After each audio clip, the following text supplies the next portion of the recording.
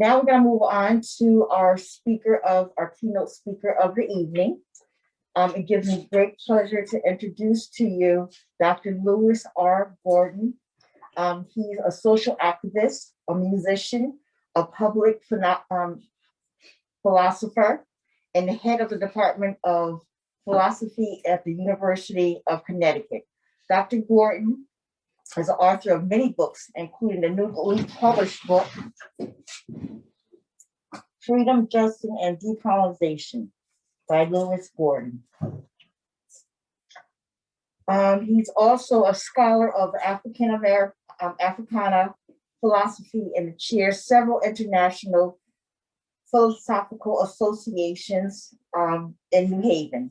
He holds a PhD in philosophy at Yale University, and while he lived in New Haven, he collaborated with the People Center.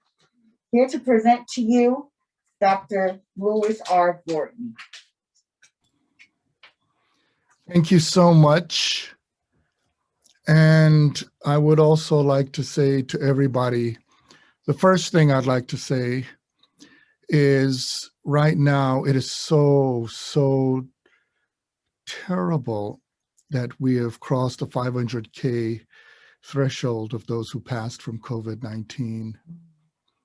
I send my condolences to all because all of us have been touched. There are many who don't understand the significance of what it is to lose a loved one. And that significance is that you have lost the irreplaceable. So I say to all of you, I extend my condolence.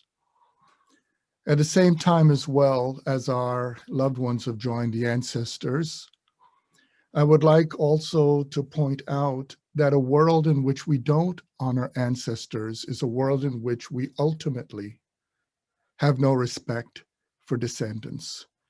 And I bring this up because of the beauty of what I've seen over the past going on 2 hours is the youth who represent the present are taking on the baton to reach forth to the future because they're thinking about those to come.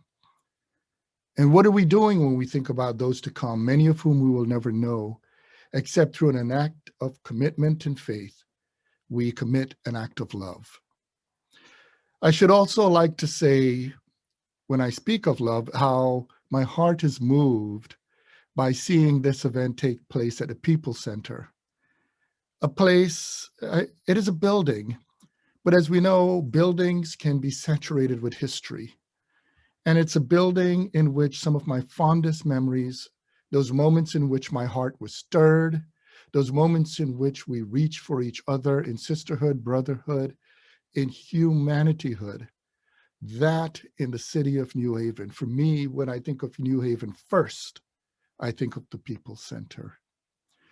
And to Joel Fishman, Art Perlow, and many of you out there, and all of you, I extend my gratitude, solidarity, and ongoing commitment in struggle and love. Thank you for asking me to speak at this occasion. And one of the things many of you may not realize, and many of you do, is that when we're talking about February, Black History Month, we're also evoking the memory of ancestors who were born this month, such as Frederick Douglass, Harriet Jacobs, W.B. Du Bois, Marian Anderson. That already tells you something. And it's really striking when we look at the fortitude, the commitment in that march as young people went out into that cold and stood there and spoke. And at the same time, with every mask, is exemplifying the spirit of what it is to think about others. We right now are compelled to be physically distant. And you notice I said physical distance, because you see the forces that would like to undermine us, the forces that like to degrade us, the forces that would like to render us powerless, prefer the term social distance. That's a neoliberal term. Because you see, you can be physically distant, but socially close. We're using these technologies to connect with each other, to reach to each other, to remind us of our humanity. And as you know, there are people who could be physically close, but socially distant. They're not talking to each other. They're antipathetic to each other. They're each other's enemy instead of each other's keeper. So we should bear in mind in this moment, for health reasons, that we're physically distant. We need not be socially distant so long as we're committed to communicate and do our part in ongoing struggle. I want to say something crucial too when we say Black History Month, because there's a form of degradation when you say the word Black in anything. There are people who speak as if saying Black Lives Matter is to say only Black Lives Matter, when in fact, Black Lives Matter is reminding people that we live in a country that treated Black lives as not mattering. So when we say Black Lives Matter, we are actually saying that this country needs to own up to the obligation of what it is to respect the lives of human beings. And when we think about that, it means that Black Lives Matter is a struggle for democracy.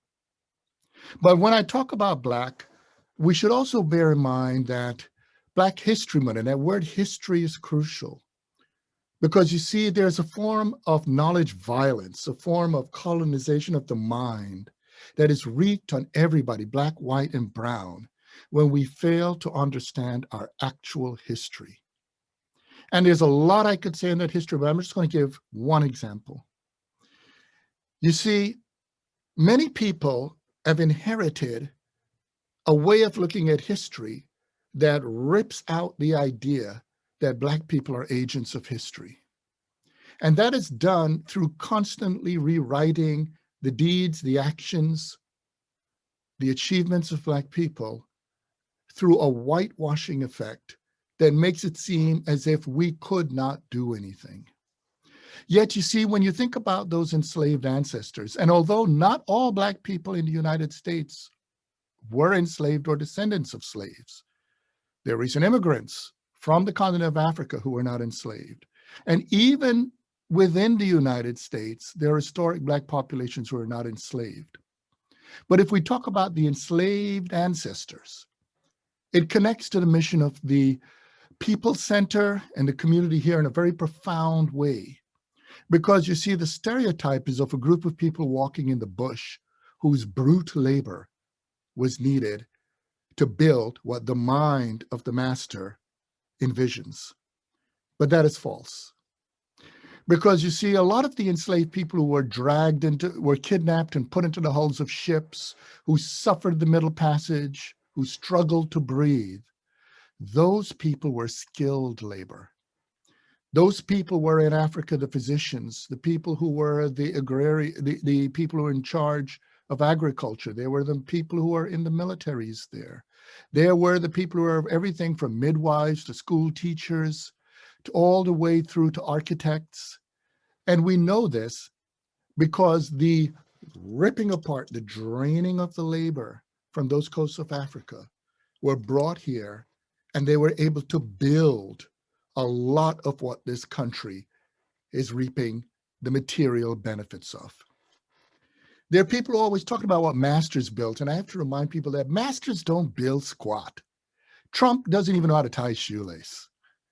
If you took away the labor, the people with knowledge, skill, of fortitude, of creativity, you will not have a lot of what this country has. A woman from the Virgin Islands by the name of Audre Lorde, for instance, said the master's tools can never tear down the master's house. But we have to remind everybody that those tools were not the master's. Those are our tools. And we have been disenfranchised, attacked, and we need to understand, we need to claim our tools, but we also need to do an additional thing. And this is a crucial thing. You see, the issue is not about tearing down houses. The issue is about building better alternative houses. You see, creativity and the vision, why we have to think about the future, is because it's important. If you build a better house and everybody's going to the better house, if everybody is there celebrating what it is to have an actual ecumenical, democratic society, folks would say, I want to live there. And after a while, the master is wandering around, wait a minute, I'm a master. But the truth is, what we begin to discover is without the power of the people, there is no such thing as a master. And in fact, we need to get rid of this master logic. There's some people who think in the world, as we saw, for instance, in the Black Panther movie, there's a character who kept saying, it's either conquer or be conquered. But why not fight against the notion of conquest to begin with? So if we begin to think in this way, we realize we're in a struggle right now with two visions of global humanity. And I say global because some of us forget how tiny our planet is. I took a walk the other day, and it really struck me how marvelous it is that if you were out in space, our planet is a little speck of dust. And if you go farther, that speck of dust is in a cloud of dust we call our galaxy. Yet somehow in that speck of dust, there's life. There's our life.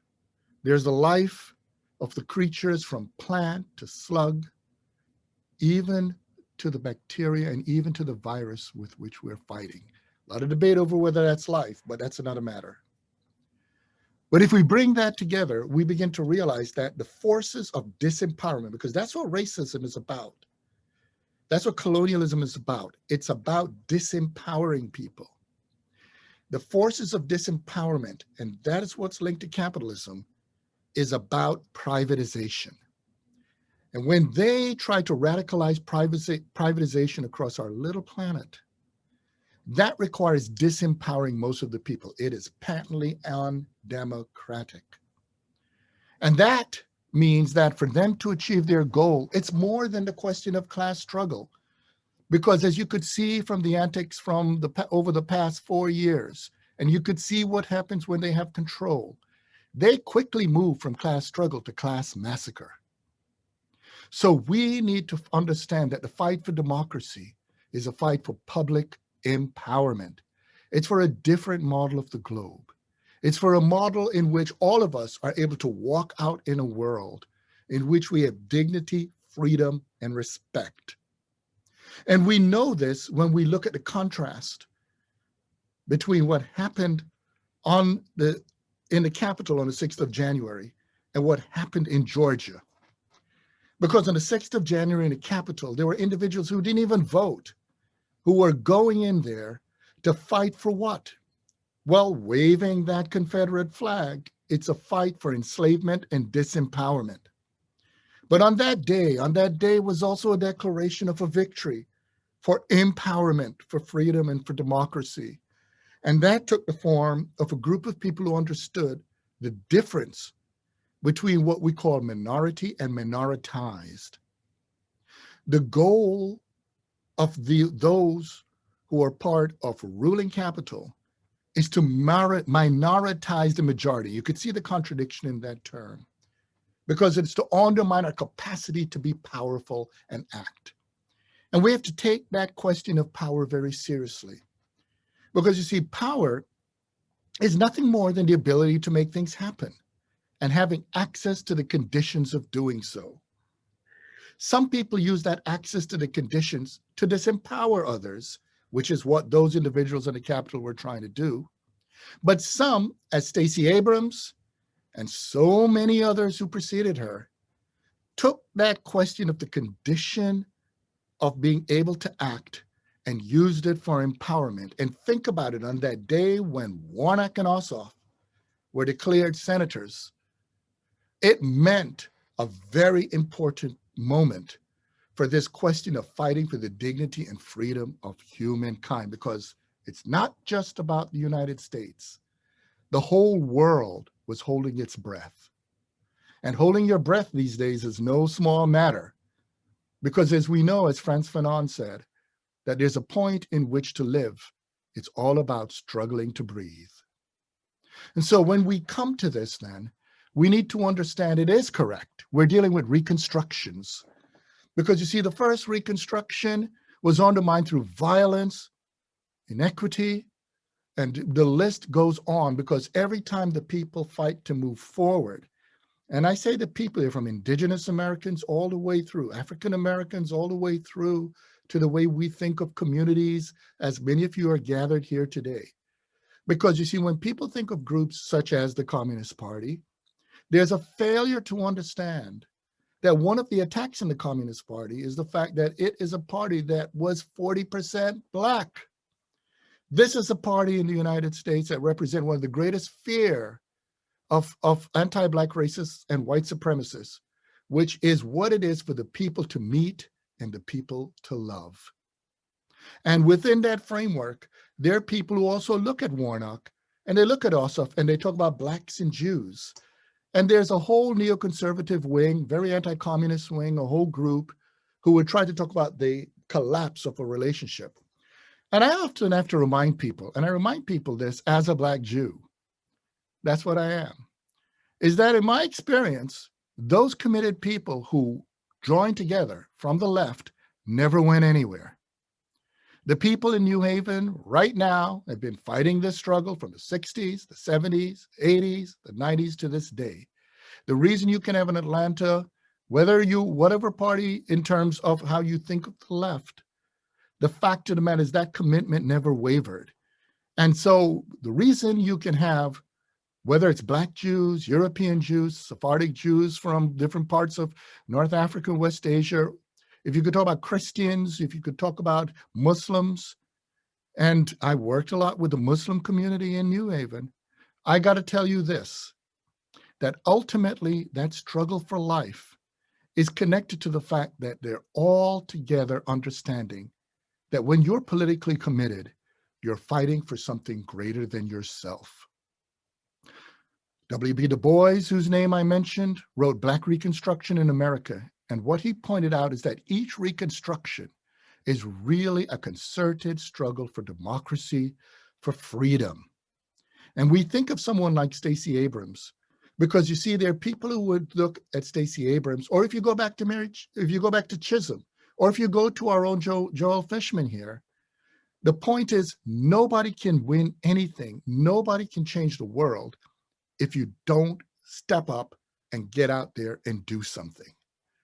And each time you do it, the forces of the system that fight against you have to recalibrate, because their greatest weapon is for you to undercut yourself with the words, I can't. And so, as we talk about the struggle to democracy, I conclude with a reflection.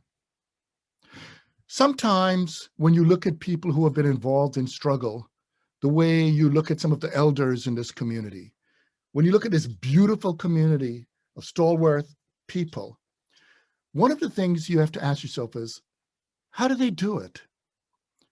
When you think about our enslaved ancestors, whether it's Harriet Jacobs, whether it's Harriet Bailey, who was Frederick Douglass's mother, whether you think about all those obstacles those people face, the profound question is, how and why did they act? Well, there are two answers, actually three. The first is straightforward. They weren't acting for themselves. The second is also straightforward. The second is because, you see, you don't get to a mountaintop by looking at the mountaintop. You get to the mountaintop by looking right in front of you at the steps, each step of the way. And because each step of the way requires all of us to do our part, that is how you get there. In short, you don't get there alone. And the last, and that is perhaps one of the most evocative and radical of all, it's a profound act of love when you think about acting for something greater than yourself, because it means it rolls down the corridors of history to those who are anonymous. And so in the end, the question always in the struggle for freedom is going to be fundamentally not whether you know if you would win, not whether even if you individually would win. It's about the commitment to what matters. And it's with that in mind, I say to all of you, as you think forward, and I was listening to some of the discussions earlier, the issue from that commitment is that through your acts and your deeds, someone, somewhere, many can look back and simply say thank you. And to all of you, I say thank you.